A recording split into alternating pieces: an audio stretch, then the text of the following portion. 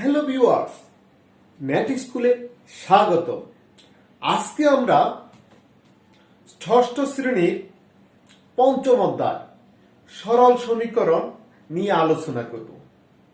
তোমরা যদি মনোযোগ সহকারে ভালো করে ভিডিওটি দেখো তাহলে আশা করা যায় এই অধ্যায়ের অঙ্ক নিয়ে তোমাদের আর কোনো সমস্যা পড়তে হবে না।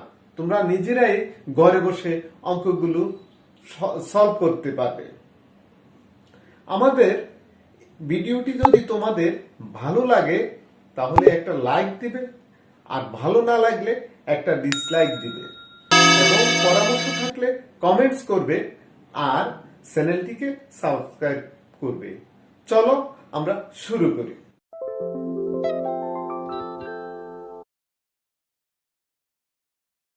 অধ্যায়ের নাম সরল সমীকরণ। সরল সমীকরণ সরল সমীকরণ বোঝার আগে আমরা এই সমীকরণ শব্দটি জেনে নিই। সমীকরণটা কি, সমীকরণ কিভাবে গঠন করা হয়।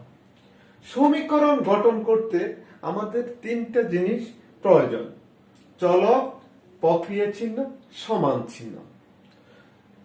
চলক, প্রক্রিয়া চিহ্ন, সমান চিহ্ন কি আগে আমরা একটু বুঝে নিই।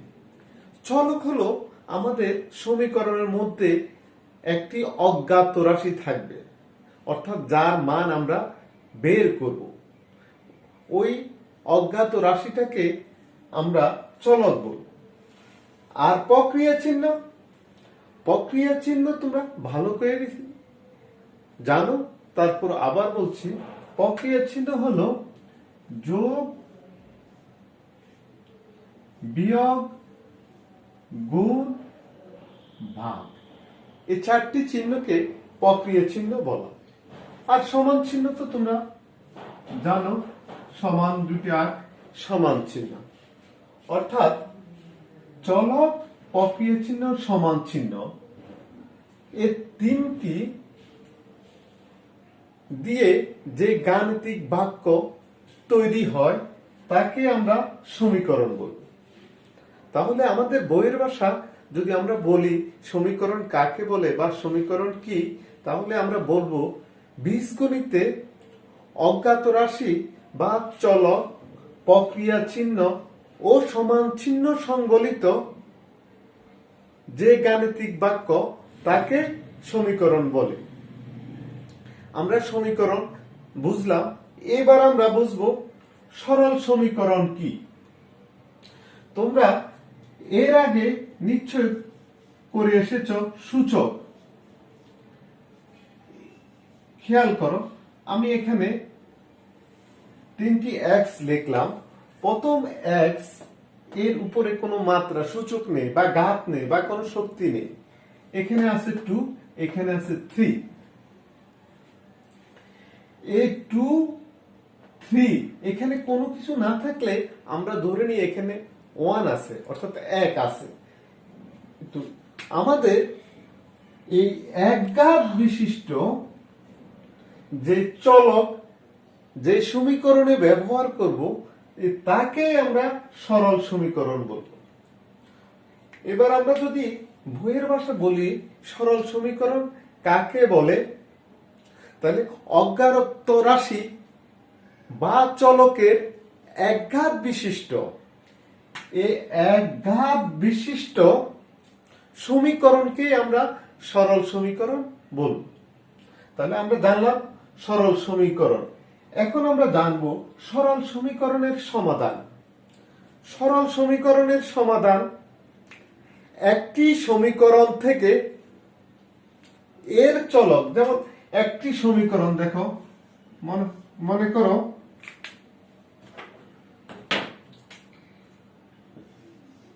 x plus 1 equal to 5।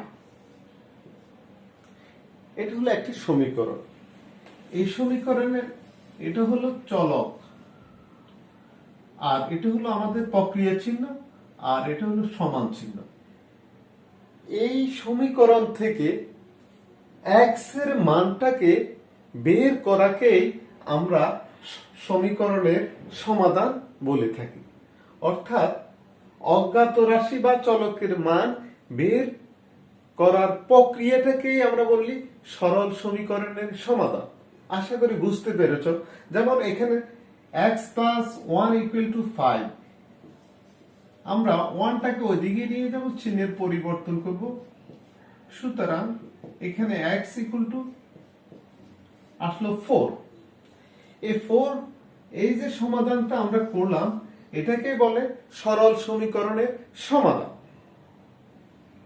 এবার এই যে সমাধান করে আমরা চলকের যে মানটা পেলাম, এই মানটাকে বলা হয় মূল বা বীজ।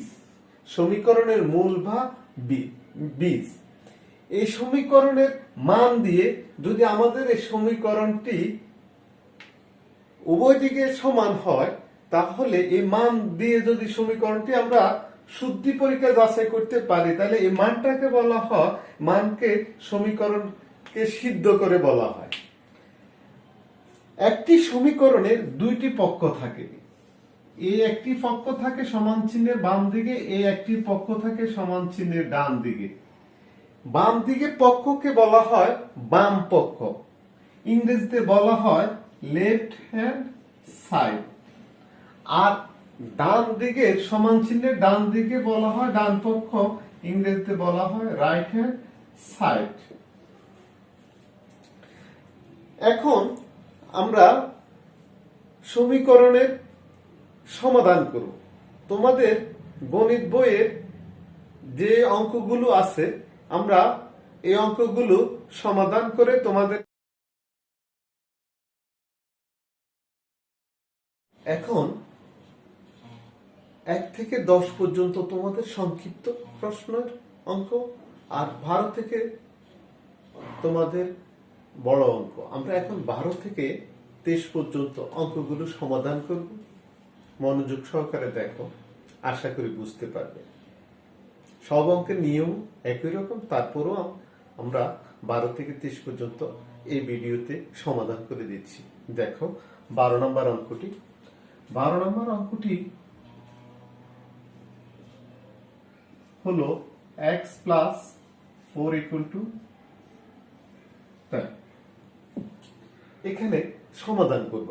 আগে বলছি যে সমাধান করা মানে আমাদের অজ্ঞাত রাশি বা এর চলকের মানটি বের করা।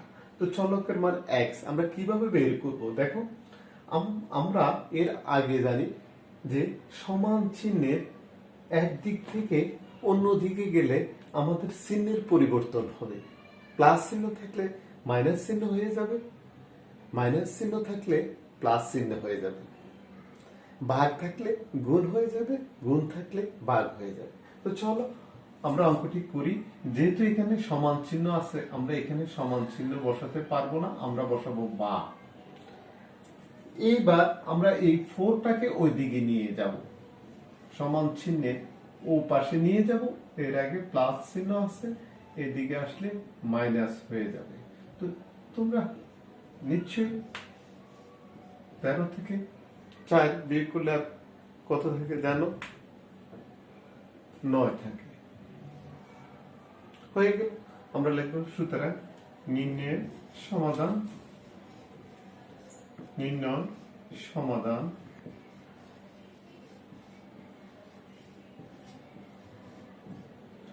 x equal 9। এবার আমরা এই একটা আমরা দিব না, নির্ণয় সমাধান x ইকুয়াল 9। এবার আমরা 13 নম্বর অঙ্কটি করব। 13 নম্বর অঙ্কটি হলো x প্লাস 5 ইকুয়াল টু 9। তাহলে আমরা x প্লাস 5 ইকুয়াল টু 9 আগের মতো সমাধান করে নেব। 5 কে ওই দিকে নিয়ে যাব,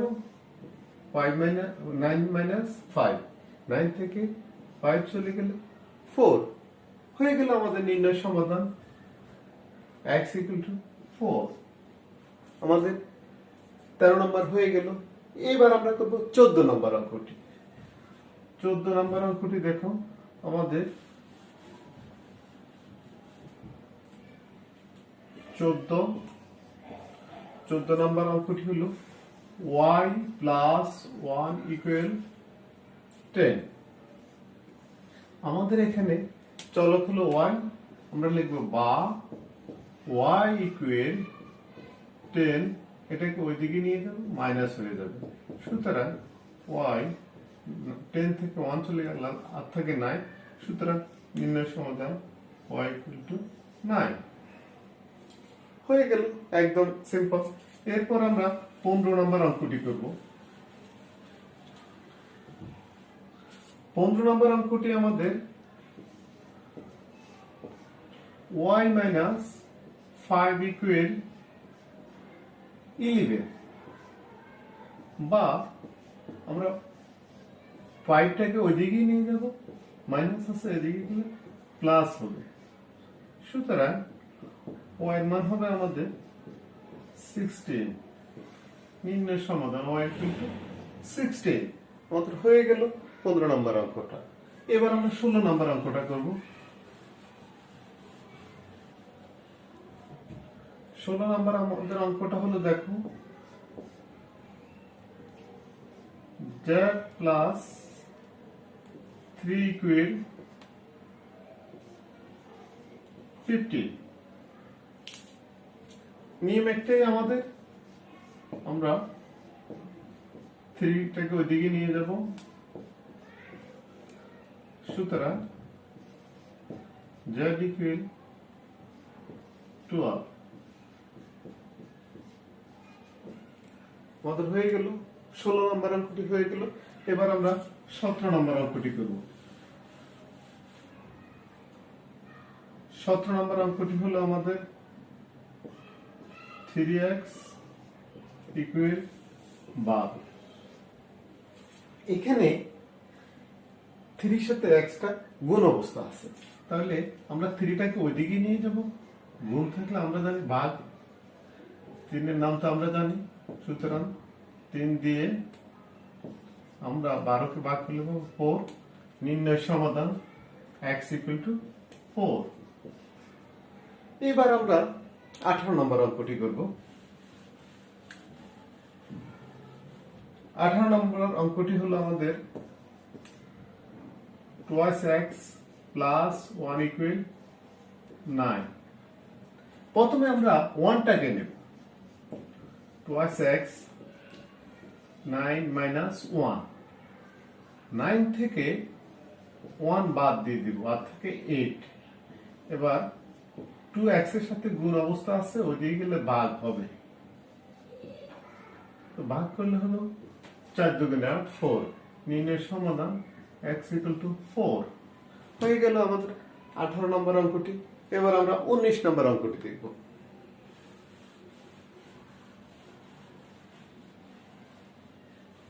19 নম্বর অঙ্কটি দেখো, 4x মাইনাস 5 ইকুয়াল টু 11। প্রথমে আমরা 5কে নিয়ে যাব সমান চিহ্নের ডান পাশে, মাইনাস আছে প্লাস হয়ে যাবে। 11 আর 5 প্লাস করলে হয় 16। 4x এর সাথে গুণ অবস্থা আছে, ওইদিকে গেলে আমরা ভাগ করে দিব, ভাগ করে দিলে 4 × 16, 4। নির্ণয় সমাধান x ইকুয়াল টু 4 হয়ে গেল আমাদের 19 নম্বর অঙ্ক।